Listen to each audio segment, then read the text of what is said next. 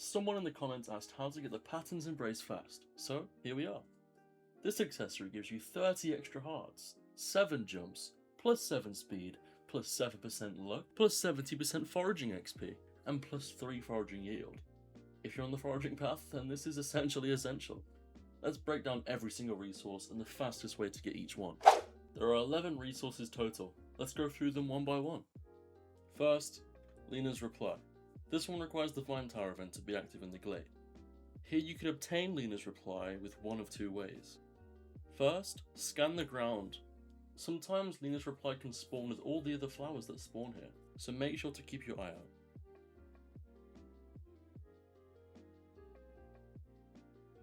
If you are unlucky, then climb to the top of the tower just as I am doing. At the top of the tower you will meet Lina, where you can purchase Linnas Reply for 50,000. Only one is required for Patterns Embrace, so next time the event spawns, go ahead and grab it. Next up are the Blossom Robes. You need 10 for this, and you can buy them from Edith. But they do require 50,000 each, and seems that you need 10. To total this, you'll need 500,000 cash. Yes, that is very expensive, so if you need help stacking cash fast, then check my money making video, linked in the description. For the leaf capes, from Plaza, walk up the pathway as I'm doing up to Briar's log. In here you will obviously find Briar, and he sells the leaf capes for you. You will need 25, so just buy them directly, they're quite cheap, 5,000 each. For the 100 life vines, you want to go ahead and go to the error biome, because this is the most efficient way to collect them. Due to them being a forageable item, if you're wearing a good build for foraging, then you should do fine. For example, the one I'm using right now, it consists of a sunflower coronet, which by itself has plus 700% foraging XP and plus 7 foraging yield. This makes it significantly faster than going in without it. And of course, it's a legendary headpiece from Norman's Morning Market event, which you can find in the plaza here by the road, or as a drop from the Mother Flower event. It's absolutely worth getting if you're serious about the foraging path mid-game. Next up, the branch swords. You'll need 20 of these. Now the way that I get them is by chopping trees to get them naturally, but alternatively, you can buy them from Shop for 5,000 each. In my opinion, I wouldn't waste money and I'd just chop down the trees since they're relatively common. Now we're going back to Edith for the 25 flower crowns. For the 25 it will cost you a total of 2,500 since they're $100 each, which is quite cheap, so just nab them, knock them out quickly. For this you need 100 flower snails, and you can catch them anywhere in the wild.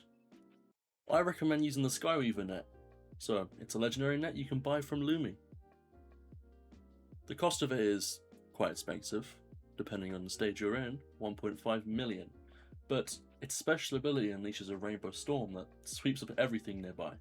It makes mass catching significantly faster, so in my opinion, it's worth every penny. Onto the required nature essence, you need 1,000 of it. You have two options. First, to buy it from Ren's Wandering Shop for 150 each, so it can be a bit expensive depending on how much, which is 1,000. Or, alternatively, you can head towards the glade and catch frogs and butterflies there. Each catch should give you a few nature essence, so make sure to use the right build to build up your yield, etc. But in my opinion, Ren is the faster option, but she does spawn randomly, so she won't always be available. The glade is more consistent.